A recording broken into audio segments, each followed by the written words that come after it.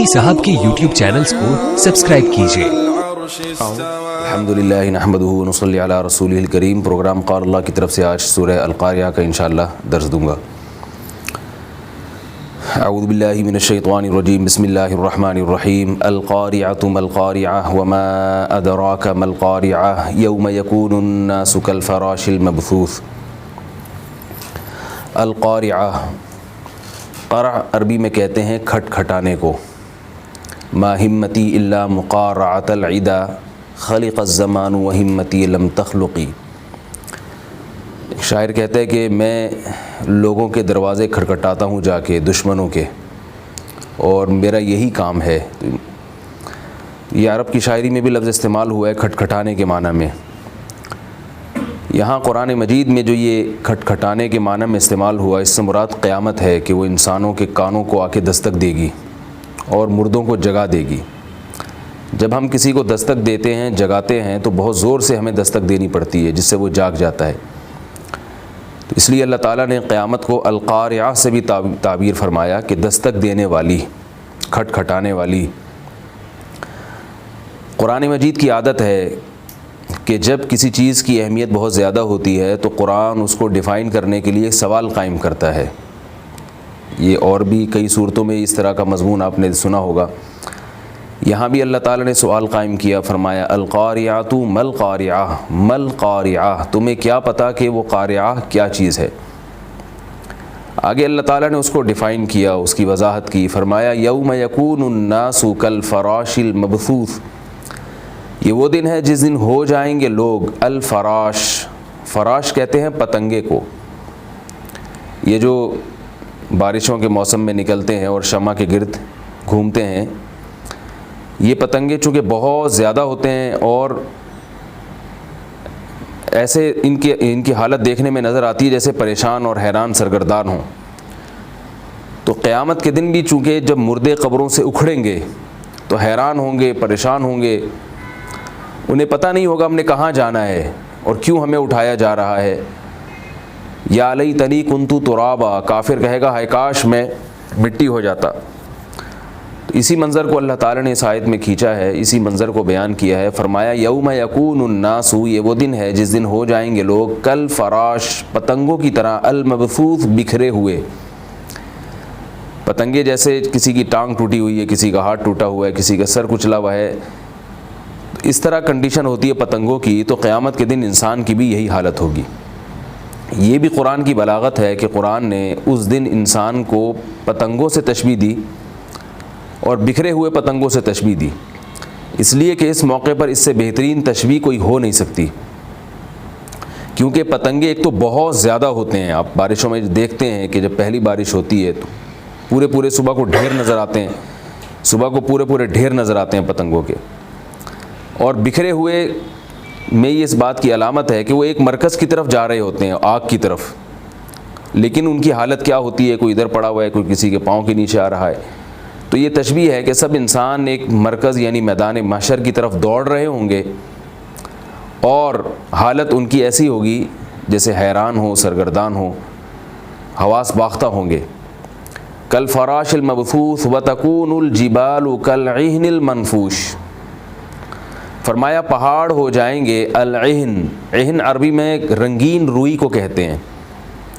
उस रंगीन रुई की तरह, अल-मनफूश कल इहनिल मनफूश, उस धुनी हुई रून की तरह। अल-मनफूश धुनी हुई रुई को जब एक दूसरे से अलग किया जाता है, धुना जाता है, तो बहुत हल्की हो जाती है।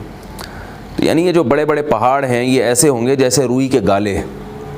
और रंगीन रुई से अल्लाह ने इसलिए ताबीर किया, अरबी में रुई के लिए कुतुन का लफ्ज़ इस्तेमाल होता है। इहन रंगीन रुई को कहते हैं क्योंकि पहाड़ भी मुख्तलिफ़ रंगों के हैं, इसलिए अल्लाह ताला ने उनके लिए इहन का लफ्ज़ इस्तेमाल किया बजाय कुतुन का लफ्ज़ इस्तेमाल करने के। व तकूनुल जिबालु कल इहनिल मनफूश फ़अम्मा मन सक़ुलत मवाज़ीनुहु। फरमाया बस वो शख्स, मन सक़ुलत, वो शख्स के सक़ील हो गया। सक़ुलत सिक़ल से निकला है, सिक़ल बोझ को कहते हैं। आपने लफ्ज़ सुना होगा कशिश सिक़ल, ग्रेविटी को कहा जाता है।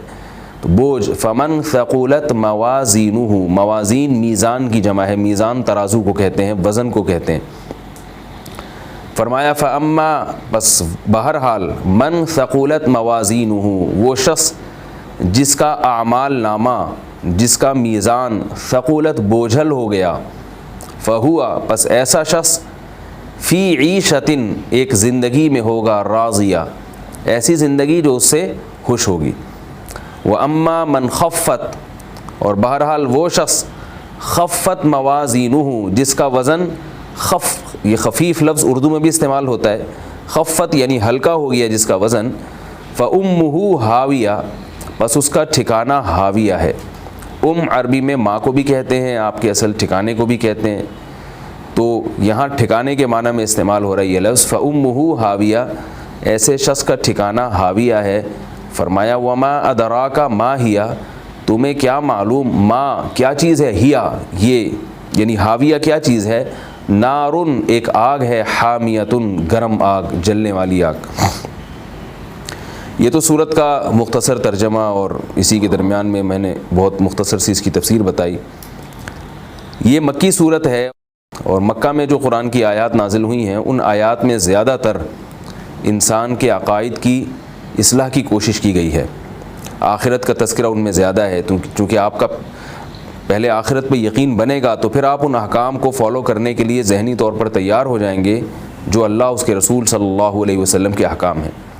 اگر آپ کا آخرت پہ یقین نہیں ہے تو آپ ان احکام کے لیے اپنے آپ کو تیار نہیں کر سکتے، آپ ان احکام پہ چل نہیں سکتے۔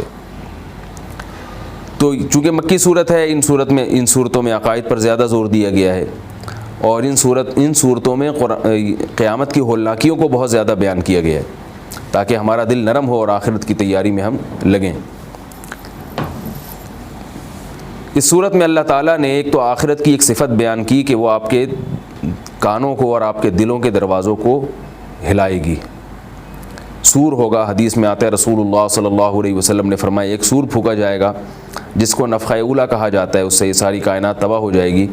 پھر اس کے بعد ایک دوسرا سور پھونکا جائے گا جس سے قبروں سے مردے اکھڑ کے زندہ ہو جائیں گے۔ تو ایک تو یہ اس عقیدے کا ہمیں علم ہوا اس صورت میں کہ ایک دن ایسا آنے والا ہے جس دن سب لوگ قبروں سے اکھڑیں گے اور میدان حشر کی طرف جائیں گے۔ اس بات کو اللہ نے قرآن مجید میں اور بھی کئی مقامات پر بیان کیا۔ دوسرا ہمیں اس صورت سے یہ معلوم ہوتا ہے کہ آخرت کی کامیابی کا جو مدار ہے وہ اعمال پر ہے۔ آپ کے اچھے اعمال ہیں تو آپ کامیاب ہوں گے، آپ اگر اچھے اعمال کے مالک نہیں ہیں تو آپ ناکام ہوں گے۔ لیکن ایک بہت اہم بات اس صورت میں یہ بتائی گئی ہے کہ آخرت میں اعمال گنے نہیں جائیں گے بلکہ تولے جائیں گے۔ قرآن مجید میں جہاں بھی اعمال کا تذکرہ آتا ہے تو ترازو کا تذکرہ آتا ہے کہ ترازو ہوگا جس سے اعمال کو تولا جائے گا۔ علماء نے بیان کیا ہے کہ یہ ترازو دو مواقع پر ہوگا، یعنی دو قسم کا حساب ہوگا۔ ایک تو وہ اعمال کا ترازو ہوگا جس میں مسلمان اور کافر کو ایک دوسرے سے الگ کیا جائے گا، کیونکہ اللہ تعالیٰ کے ہاں ایمان کے بغیر کوئی نیکی مقبول نہیں ہے۔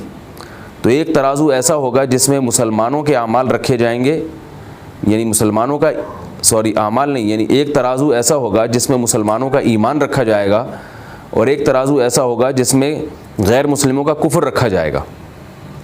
تو یہ والا ترازو جس میں عقائد یعنی انسان کے عقائد کا میزان ہوگا، اس ترازو میں ہر مسلمان کا پلڑا بھاری ہوگا، اور ہر مسلمان اس ترازو میں انشاءاللہ کامیاب ہوگا، کیونکہ ایمان کافر کے جتنی نیکیاں ہیں، جتنے بھی اعمال ہیں، وہ سارے ایک ترازو میں، اور مسلمان کی ایک نیکی ایک ترازو میں، تو وہ ایک کلمے والی نیکی اور ایمان والی نیکی اس کے کافر کے تمام بدعمالیوں پہ بھاری ہوگی۔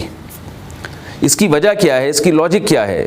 ویسے تو اللہ اس کے رسول صلی اللہ علیہ وسلم نے ہمیں بتا دیا تو ہمیں بغیر کسی چون و چرا کے اس پر ایمان لانا چاہیے، لیکن اس کی ایک وجہ بھی ہے کہ اللہ تعالیٰ کی نظر میں ایمان کی نیکی اعمال کی نیکیوں سے زیادہ وزنی کیوں ہے، اس کی ایک وجہ بھی ہے جو میں انشاءاللہ بھی تھوڑی دیر میں آپ کو بتاؤں گا۔ دوسری دفعہ جب حساب ہوگا تو پھر مسلمانوں کا حساب ہوگا، یعنی جو اس پہلے حساب میں کامیاب ہو جائیں گے پھر ان کا حساب ہوگا کہ ان کو فوراً جنت میں داخل کیا جائے یا ان کی کچھ بدعمالیاں ہیں جن بدعمالیوں کی سزا ان کو جہنم میں بھگتنی ہے۔ تو پھر دوبارہ حساب و کتاب ہوگا جس میں مسلمان کے گناہ اور مسلمان کی نیکیاں ترازو کے مختلف پلڑوں میں رکھی جائیں گی۔ تو جس مسلمان کی نیکیوں کا پلڑا بھاری ہو گیا اس کے لیے جنت کا فیصلہ ہو جائے گا، اور جس مسلمان کی برائیوں کا پلڑا بھاری ہو گیا اس کے لیے جہنم کا فیصلہ ہو جائے گا۔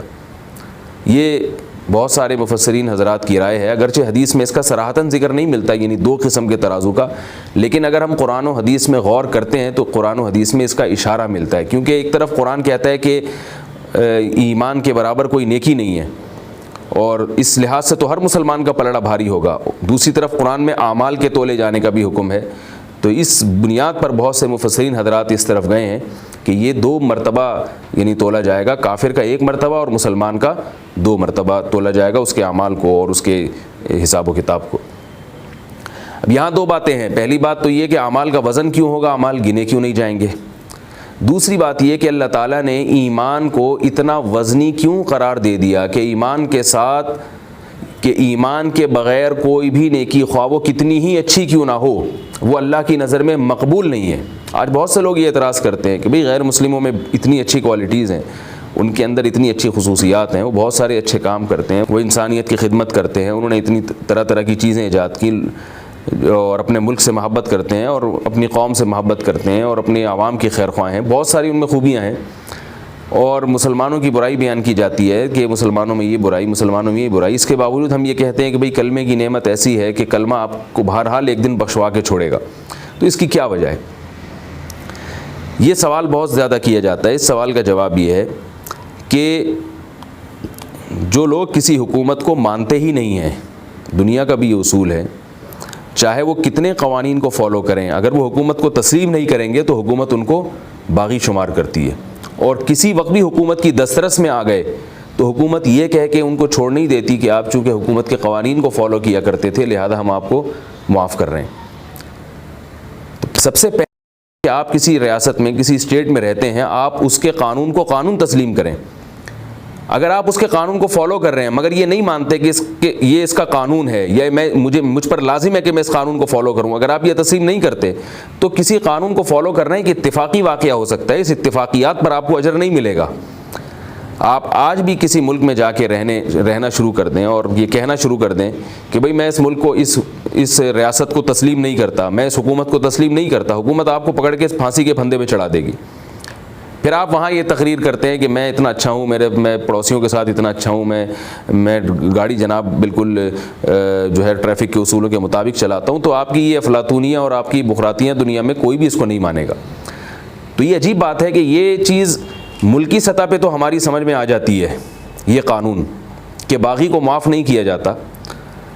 اللہ کے بارے میں جو احکم الحاکمین ہے، جس نے ساری کائنات کو بنایا، اس کے بارے میں ہم یہ کہتے ہیں کہ کوئی اس کی حکومت کا باغی ہو، کوئی اس کو خدا تسلیم نہ کرے، کوئی اس کو رب تسلیم نہ کرے، کوئی اس کے میسنجرز جو ہیں، جو پیغمبر اس نے بھیجے ان کو میسنجرز نہ مانے، اس کے بھیجے ہوئے سفیروں کو سفیر نہ مانے، اور وہ یہ چاہتا ہے کہ میں قیامت کے دن جنت میں چلا جاؤں اور اللہ نے اپنے نیک بندوں کے لیے جو جنت بنائی ہے میں اس کا مستحق بن جاؤں، تو یاد رکھیے یہ بھی ایسے ہی ایک احمقانہ قسم کی سوچ ہے کہ جیسے ایک آدمی کسی ملک کا باغی ہو اور وہ یہ امید رکھے کہ مجھے اس ملک میں وزیر اعظم بنا دیا جائے گا یا مجھے کسی اچھی پوسٹ پہ یہاں میری ترقی کر دی جائے گی، وہ تو ہر وقت چھپتا پھرے گا گورنمنٹ سے۔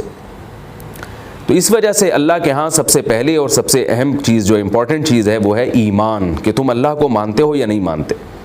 دوسری بات یہ کہ اللہ کو ماننے کا مطلب سرسری طور پر صرف اتنا کافی نہیں ہے کہ میں گاڈ کو مانتا ہوں۔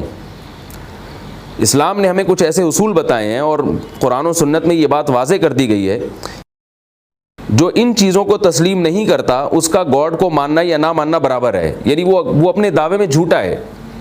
مثال کے طور پر جو اللہ کی کتاب کو نہیں مانتا، قرآن کو نہیں مانتا، انجیل کو نہیں مانتا، تورات کو نہیں مانتا، وہ 100 دفعہ کہے کہ میں گاڈ کو مانتا ہوں تو اس کا ماننا نہ ماننا برابر ہے۔ یہ ایسا ہی ہے جیسے آپ کسی حکومت کو مانتے ہیں کہ میں مانتا ہوں امریکہ کوئی ملک ہے اور آپ امریکہ میں رہ رہے ہیں، لیکن آپ کہتے ہیں میں اس کے آئین کو نہیں مانتا، تو بھئی کیوں نہیں مانتے آپ اس کے آئین کو؟ اگر آپ کو یہ شبہ ہے کہ پتہ نہیں اس کا آئین ہے یا نہیں تو آپ تحقیق کریں اس کے بارے میں۔ آپ نہ تحقیق کرتے ہیں اور نہ اس کو تسلیم کرتے ہیں، تو اس کا مطلب آپ نے سرسری طور پر اپنی جان بچانے کے لیے کہہ دیا کہ میں اس حکومت کو مانتا ہوں، حقیقت میں آپ اس کو نہیں مانتے۔ تو اس لیے پہلی بات یہ کہ آپ اللہ کی کتاب کو اگر نہیں مانتے تو پھر آپ کا اللہ کو ماننا اور نہ ماننا برابر ہے۔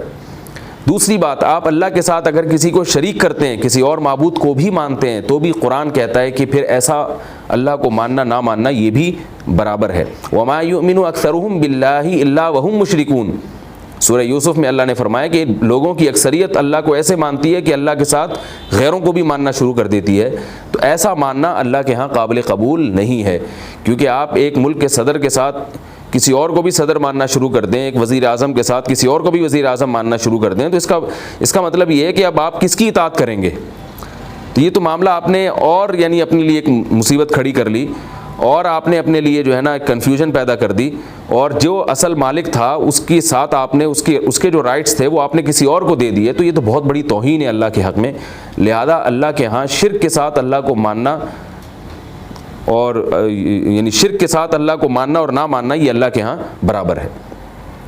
تو اس لیے ایمان کی بہت بڑی قدر ہے اللہ کی نظر میں، اور اس کے لیے جب ہم کسی غیر مسلم کو کلمہ پڑھواتے ہیں تو پوری ڈیٹیل کے ساتھ اس کو اسلام سے متعارف کروایا جاتا ہے۔ اس میں آپ مشہور دعائیں ہیں ایمان مفصل اور ایمان مجمل، تو اس لیے علماء کا اس پر اجماع ہے کہ جب تک ایمان مفصل اور ایمان مجمل پر ایمان نہیں ہوگا، یعنی اللہ کو ایمان لانے کے جو لوازمات ہیں ان لوازمات پر جب تک آپ یقین نہیں کریں گے، اس وقت تک اللہ کو ماننا بھی آپ کا قیامت کے دن قابل قبول نہیں ہوگا۔ دوسری بات یہ ہمیں اس صورت سے پتہ چلتی ہے کہ قیامت کے دن اعمال کا جو وزن ہوگا، یعنی قیامت کے دن اعمال کا وزن ہوگا، اعمال گنے نہیں جائیں گے۔ علماء نے اس کی وجہ بیان کی ہے، اور میں اپنے دوسرے دروس میں بھی اس کی وجہ تفصیل سے بیان کر چکا ہوں۔ آج بھی انشاءاللہ اس پہ مختصر سی روشنی ڈالوں گا۔ وہ یہ ہے کہ اگر قیامت کے دن اعمال گننے پر کامیابی کا مدار ہوتا تو لوگ گناہوں پر جری ہو جاتے ہیں۔ ہر آدمی اپنی ایک ڈائری لے کے بیٹھا ہوتا، آج میں نے اتنی نیکیاں کی ہیں، اتنے گناہ کیے ہیں، آج میں نے 10 نیکیاں کی ہیں، گناہ میں نے 5 کیے ہیں، تو پلس مائنس کرتا رہتا، اور وہ یہ سمجھتا کہ میں کامیاب ہو جاؤں گا۔ اور جن کے گناہ زیادہ ہو جاتے، نیکیاں کم ہو جاتی، وہ مایوسی کے دلدل میں پھنس جاتے ہیں۔ مثال کے طور پر ایک آدمی نے 80 سال تک گناہ کیے، اب 80 سال کے بعد وہ توبہ کر رہا ہے، اب وہ سوچتا ہے کہ میں 80 سال کے بعد توبہ کر کے میں دین کی طرف آؤں، تو وہ مایوس ہوتا ہے کہ میرے 80 سال کے گناہ کو اگر کاؤنٹ کیا جائے وہ گناہ تو بہت زیادہ ہیں، اور میری جو آئندہ جو میں نیکیاں کروں گا وہ تو بہت تھوڑی ہیں۔ تو اللہ تعالیٰ نے حساب ایسا رکھا ہے کہ قیامت کے دن اعمال تولے جائیں گے۔ اس تولنے کا فائدہ یہ ہوگا کہ بعض دفعہ ایک نیکی اتنی وزنی ہوگی کہ وہ لاکھوں گناہوں کو کھا جائے گی۔ جب ایک انسان 80 سال گناہ کرتا ہے اور 80 سال گناہ کے بعد سچے دل کے ساتھ اللہ سے توبہ کرتا ہے، تو یہ توبہ ہے تو ایک نیکی، مگر یہ ایسی نیکی ہے کہ جب یہ قیامت کے دن ترازو میں نیکی کے پلڑے میں یہ نیکی لا کے رکھی جائے گی، تو اللہ نے اس توبہ کی نیکی کو اتنا وزن دیا ہے کہ یہ ایک نیکی اس کے لاکھوں گناہوں پر بھاری ہو جائے گی، اور اس کے لاکھوں گناہ اس نیکی کے مقابلے میں ہلکے ہو جائیں گے۔ تبھی قرآن و حدیث میں یہ مضمون بہت وضاحت کے ساتھ بیان ہوا ہے کہ سچی توبہ انسان کے گناہوں کو بالکل ختم کر دیتی ہے۔ تو اللہ تعالیٰ نے اس لیے تولنے کا حساب رکھا ہے۔ تولنے کا ایک فائدہ یہ بھی ہے کہ بعض مرتبہ ایک نیکی میرے اور آپ کے لیے بہت آسان ہے، لیکن وہی نیکی کسی ایسے شخص کے لیے بہت مشکل ہے جو ایسے ماحول میں پلا بڑا ہو جہاں نیکی کرنا آگ پہ یعنی ہاتھ میں انگارہ لینے کے مترادف ہو۔ ایسے ماحول میں نیکی کرنا بہت مشکل ہے۔ بعض لوگ ایسے ماحول میں نیکی کرتے ہیں کہ اس پریشانی کی وجہ سے، جس پریشانی سے وہ گزرتے ہیں، اور اس صبر کی وجہ سے، جس صبر کا ان کو مظاہرہ کرنا پڑتا ہے، اس صبر کی وجہ سے ان کی ایک نیکی کو اللہ تعالیٰ بہت زیادہ وزن دے دیتے ہیں۔ آپ سوچئے، ایک تو وہ ایمان ہے جو ہم اور آپ کو ملا، جو ہمیں والدین سے ایمان ملا، جس پہ ہم نے کوئی مجاہدہ نہیں کرنا پڑا، کوئی قربانی نہیں دینی پڑی۔ لیکن ایک ایمان وہ ہے جو کوئی غیر مسلم اسلام قبول کرتا ہے۔ غیر مسلم جب اسلام قبول کرتا ہے تو بسا اوقات اسے اپنے خاندان اور معاشرے سے ٹکر لینی پڑتی ہے، اسے قتل کی دھمکیاں ملتی ہیں۔ تو ایمان کی ایک نیکی میری ہے اور ایک نیکی آپ کی ہے، اور ایک نیکی اس غیر مسلم کی ہے جو کمزور تھا مگر وہ اپنے خاندان اور رشتہ داروں کی ملامت کی پرواہ کیے بغیر اسلام قبول کر لیتا ہے، تو اس کی ایمان کی اس نیکی کا وزن قیامت کے دن بہت زیادہ ہوگا، اور میری اور آپ کی نیکی کا وزن اس کے مقابلے میں شاید کم ہو۔ تو اس لیے اللہ تعالیٰ چونکہ عادل ہیں، اللہ تعالیٰ نے وزن پر نجات کا مدار رکھا ہے۔ اس کو نیکیوں کو اور گناہوں کو کاؤنٹ نہیں کیا جائے گا۔ گناہ بھی ایسے ہیں، بعض دفعہ گناہ ایک ہوتا ہے مگر وزنی بہت ہوتا ہے، اور بعض دفعہ بہت سارے گناہ ہوتے ہیں مگر ان کا وزن کم ہوتا ہے۔ تو تو اس لیے اللہ تعالیٰ نے بار بار قرآن مجید میں فمن ثقلت موازینہ، جس کا یعنی اعمال نامہ بھاری ہو گیا، نیکیوں کا پلڑا بھاری ہو گیا وہ کامیاب ہے، جس کا گناہوں کا پلڑا بھاری ہو گیا وہ ناکام ہے. یہ قرآن مجید نے اس لیے اس کو اتنا زیادہ بیان کیا ہے اور بار بار اس مضمون کو قرآن مجید دہراتا ہے.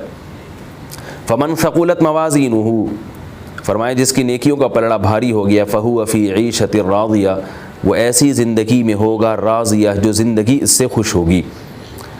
یہاں بھی قرآن مجید کی بلاغت ہے، ہونا تو یوں چاہیے فہو فی عیشۃ مرضیہ، وہ ایسی زندگی میں ہوگا کہ یہ اپنی زندگی سے خوش ہوگا، لیکن قرآن مجید نے کیا تعبیر استعمال کی ہے کہ ایسی زندگی جو زندگی اس سے خوش ہوگی. جب کوئی شخص بہت زیادہ خوش ہوتا ہے اور اس کے سارے کام بنتے چلے جائیں تو ہم کیا کہتے ہیں، یار اس کی تو زندگی اس پر مہربان ہو گئی ہے. حالانکہ زندگی تو کسی پہ مہربان نہیں ہو سکتی، لیکن یہ الفاظ لغت میں استعمال ہوتے ہیں یہ بتانے کے لیے کہ ایسا لگ رہا ہے کہ زندگی اس سے پوچھتی ہے کہ بتا میں تیرے ساتھ کیا سلوک کروں. تو اللہ فرماتے ہیں کہ ایسی عیش والی زندگی میں ہوگا کہ ایسا لگے گا تمہیں کہ زندگی اس پر مہربان ہو گئی ہے. اللہ تعالی ہم سب کے لیے اس جنت کو مقدر فرمائے. فرمایا فہو فی عیشۃ راضیہ واما من خفت موازینہ، اور جس کے برائیوں کا پلڑا وزنی ہو گیا، فامہ ہاویہ، اس کا ٹھکانہ ہاویہ ہے. وما ادراک ما ہی، یہ ہاویہ کیا چیز ہے؟ فرمایا نار حامیہ، یہ آگ ہے دہکتی ہوئی گرم آگ. کیونکہ اللہ تعالیٰ کی رحمت بہت وسعت والی ہے تو اللہ تعالیٰ اپنے بندوں کو معافی کے بہانے تلاش کرتے ہیں، لیکن جب کسی بندے پر اللہ کا عذاب ثابت ہو جاتا ہے تو پھر اللہ عذاب بھی اپنی شان کے مطابق دیتے ہیں، اور اس کے لیے اللہ نے نافرمانوں کے لیے جہنم کی آگ کا عذاب رکھا ہے. اللہ تعالیٰ ہم سب کو اس آگ کے شر سے اور اس آگ کے عذاب سے محفوظ فرمائے. اللہ اللہ اللہ اللہ. یہ جو آپ کا سوال ہے اخلاق کے بارے میں، یہ ایک سوال کے ہم 3 حصے کر سکتے ہیں. پہلی بات تو اخلاق کی فضیلت کیا ہے، اس بارے میں تو بہت ساری روایات ہیں، بہت ساری احادیث ہیں. میں ایک بہت اہم حدیث جو بڑی مشہور حدیث ہے وہ بیان کرتا ہوں صرف. نبی صلی اللہ علیہ وسلم نے فرمایا کہ انسان حسن اخلاق کی وجہ سے تہجد گزار اور روزے داروں کے مقام اور درجے تک پہنچ جاتا ہے.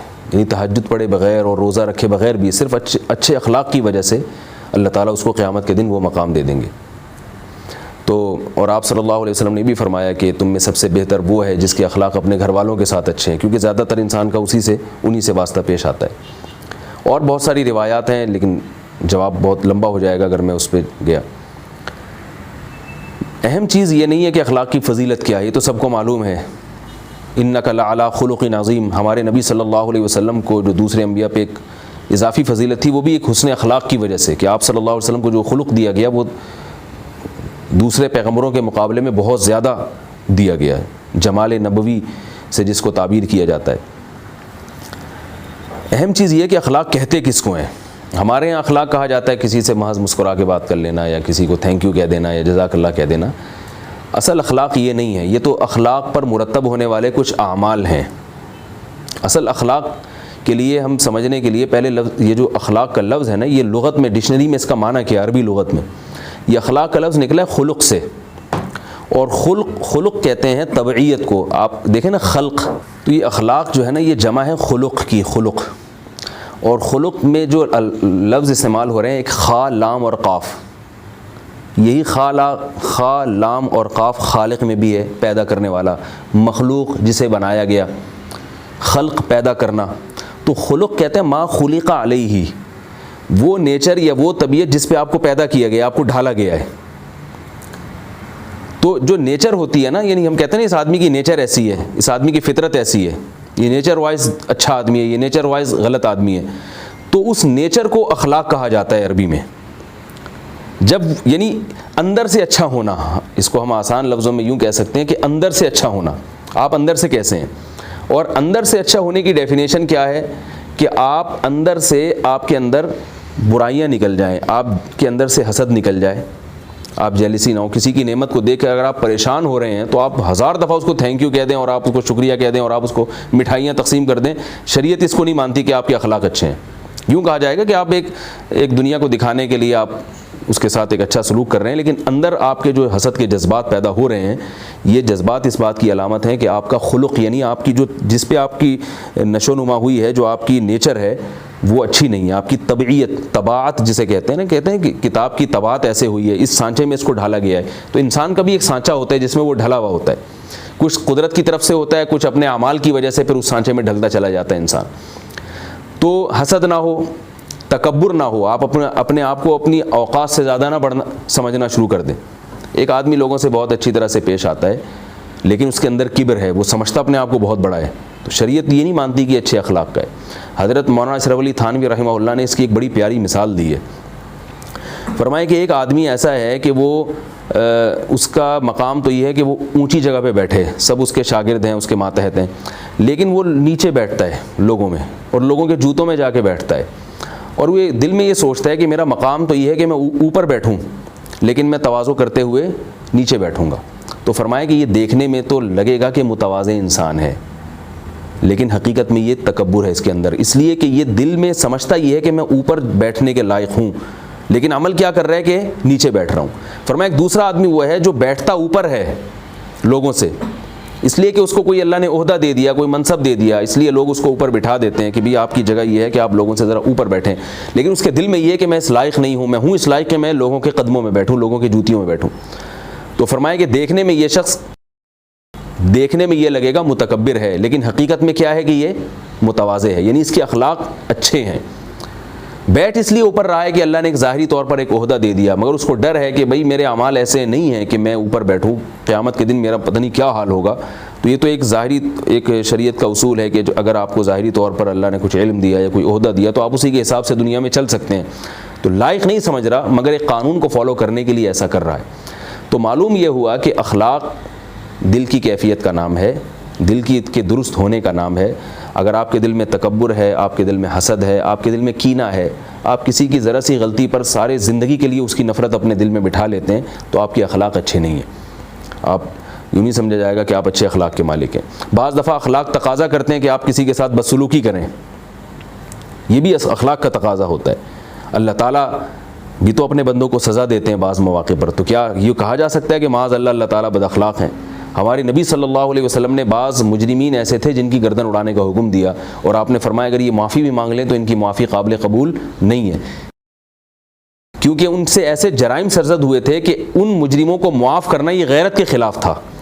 اور غیرت ہونا یہ ایک دل کی اچھی کیفیت کا نام ہے. بعض دفعہ آپ میں غیرت نہیں ہوتی تو آپ سامنے والے کو سزا نہیں دیتے. لوگ ڈاکو کو پکڑ لیتے ہیں اور اس پہ ترس کھا کے چھوڑ دیتے ہیں.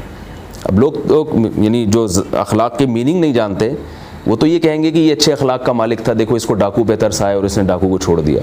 لیکن اگر آپ اخلاق کی صحیح تعریف سمجھتے ہیں تو آپ یہ کہیں گے کہ اس آدمی کے دل میں، جس نے ڈاکو کو ایسے ہی چھوڑ دیا ہے بغیر کسی سزا کے، اس کے دل میں رحم کا جذبہ، عوام کے ساتھ رحم کا جذبہ نہیں ہے. اس کے ڈاکو سے کوئی تعلقات ہیں یا اس نے کوئی پیسے لیے ہوئے ہیں یا کوئی اس کے دنیاوی یا مالی مفاد وابستہ ہیں اس سے. تو بعض دفعہ صورت ایسی ہوتی ہے کہ ہمیں وہ بندہ اچھے اخلاق کا نظر آ رہا ہوتا ہے مگر حقیقت میں اچھے اخلاق کا نہیں ہوتا. میں اکثر ایک مثال دیتا ہوں کہ لوگ میرے سامنے یورپ امریکہ کی بہت مثالیں دیتے ہیں کہ گوروں کے اخلاق بہت اچھے ہوتے ہیں. تو میں ایک مثال دیتا ہوں کہ بہت اچھے اخلاق اگر ہوتے ہیں تو والدین کو اپنے گھر میں کیوں نہیں رکھتے، ان کی خدمت کیوں نہیں کرتے؟ سب سے زیادہ تو انسان کو والدین پہ ترس آنا چاہیے نا. یعنی احسان فراموشی یہ بھی دل کی ایک کیفیت ہے. تو احسان فراموشی اگر آپ کے اندر ہے اور آپ کسٹمر سے تو مسکرا کے بات کریں گے آپ، لیکن اپنے بوڑھے والد کو آپ گھر میں رکھنے کے لیے تیار نہیں ہوں گے. تو یہ بہت اہم پوائنٹ ہے کہ اخلاق کیا کہتے ہیں اس طبیعت اور نیچر کو جو آپ کے دل میں ہے. ہاں جب وہ اچھی ہوتی ہے تو آپ کے جسم سے نکلنے والے اعمال اچھے ہو جاتے ہیں. تو اگر وہ اعمال آپ کے جسم سے اچھے نکل رہے ہیں اور اس بیس پر نکل رہے ہیں جو آپ کے دل کی کیفیت ہے تو پھر ان اچھے اعمال کو بھی اچھے اخلاق سے تعبیر کیا جائے گا. لیکن اگر آپ کے دل کی کیفیت درست نہیں ہے تو پھر ان صورتاً تو آپ کے اعمال اچھے ہوں گے مگر اس کو حسن اخلاق نہیں کہیں گے. جیسے میں مثال دیتا ہوں کہ بھئی آپ کسٹمر سے اب مسکرا کے بات کر رہے ہیں، باپ سے آپ مسکرا کے بات نہیں کر رہے، تو یہ اچھے اخلاق نہیں ہے. کیونکہ اس کی علامت ہے کہ آپ کو کسٹمر سے مالی مفاد آپ کے وابستہ ہیں. ایئر ہوسٹس کی مثال دیکھ لیں کہ وہ پیسنجر سے کتنے اچھے اخلاق سے بات کرتی ہے. تو اس کے اچھے اخلاق کو شریعت جب مانے گی جب وہ اپنے شوہر سے بھی اچھے اخلاق سے بات کرے، جب وہ اپنے بھائیوں سے بھی اچھے اخلاق سے بات کرے، جب اپنے والدین سے بھی بات پہ ایکسکیوز کرے. تو اگر وہ اس بیس پہ کر رہی ہے تو پھر تو اچھے اخلاق ہیں. ورنہ تو یہ تو تنخواہ ہے جس کی تھینک یو بولنے کے اس کو پیسے دیے جاتے ہیں، ایکسکیوز کرنے کے اس کو پیسے دیے جاتے ہیں، خدمت کرنے کے اس کو پیسے دیے جاتے ہیں. تو یہ اس میں آپ کے تیسرے سوال کا بھی جواب ہو گیا، یعنی سوال کے تیسرے حصے کا بھی، کہ آج کل لوگ جس کو اخلاق سمجھ رہے ہیں تو میں سمجھتا ہوں کہ وہ اخلاق نہیں ہے۔ اخلاق وہ ہیں جو رسول اللہ صلی اللہ علیہ وسلم نے بیان کی ہیں، اور جو عربی لغت میں جس کو اخلاق کہا جاتا ہے کہ اپنے اندر کو صحیح کر لو، تو اس اندر کے صحیح ہونے کے بعد آپ کا جو لوگوں کے ساتھ رویہ ہوگا، اس اچھے رویے کو پھر حسن اخلاق کہا جائے گا۔